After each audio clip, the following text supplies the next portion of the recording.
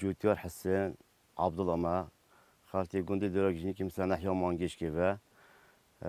اوا 20 ساله کاری ما جوتیاریه همش بعد از بابا خو عالم تینا جوتیاری بله بگو ما شش دونمت عادی تین تری خوخن بله روزانه هم تن سرادان جه خواهد کن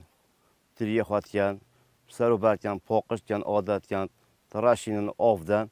بله نوعیت تریجی 17 حتى 18 نوعیت تری میتین نوبتواج دی با هندکو بجم حلوانية ريغلوبا كمالية فرنسية زيتينية بيتمونة ياقودة جا نوع تيتين بله نسبة برهم ما بقوي راسته بزحمت هم بکنم میویش بس طلبی تو ما گلگتن یه میویش خاص بوش در وقتشن طلبی کردن که متین بس مشكلة مزيتش بشكل بزحمت یا بسال جویه بس طلبی ما گلگتن بقول 5 كيلو شنو قال 2 كيلو كم میویشه بله بس اگه از فروشم بزارو بعقا بومشتي أفكر ميش بس طلبيت ومنتين لازم بتيم ميش بفريتيام بله وأكيد شيء يوم دوشابش جتشتيان شربت يوم جتشتيان أو طلبيش مثلا شربت الطبيعي بورك يوم برا فيستافال دول كي بينزل خانة جت شربت أكون دي جواز بي يا طبيعي بي بكرتين مشابه بله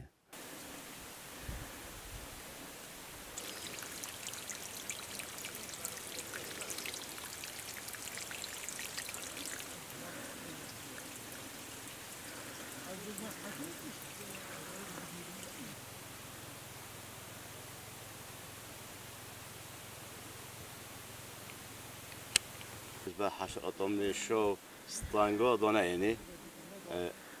دا پاکش بنبری اول مگر دیدن تیکا دا بخیر اونج بر چیزا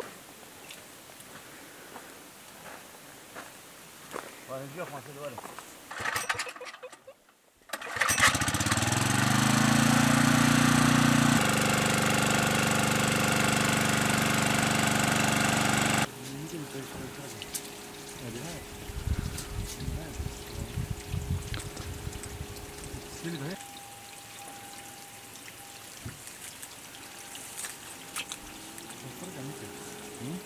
بله بگو طلبی اغلب سری راش خاص فرنسي طلبي بوسيكي بحساب طلبي بگو هندي فرنسي هبيتن ساكه هم دي تشيتن بله طلبي سر فرنسي ياقوت جي ميجا ياقودي جلاكا بهايه بوركم برا بيستافال ميجاي 20000 مفروت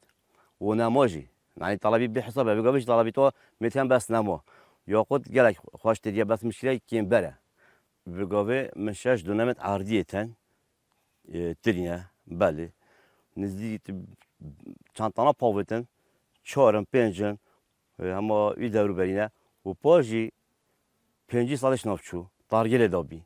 دو تان سه تان مهاون داری بس افسال الحمدلله زیادتر هاویجدن چون ماشلا به حساب پیوه ما تقریبا دوری 4 5 6 دو هاویج افسال ان شاء الله تانا بله هندی شربت یا تدیراشه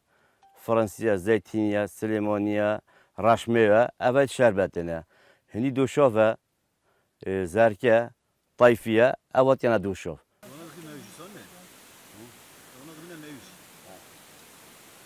هندر دا دندک تونن ماشلا یاقوت صحیح اول تریوی حاضر اوه سیدم بله دیه مثلا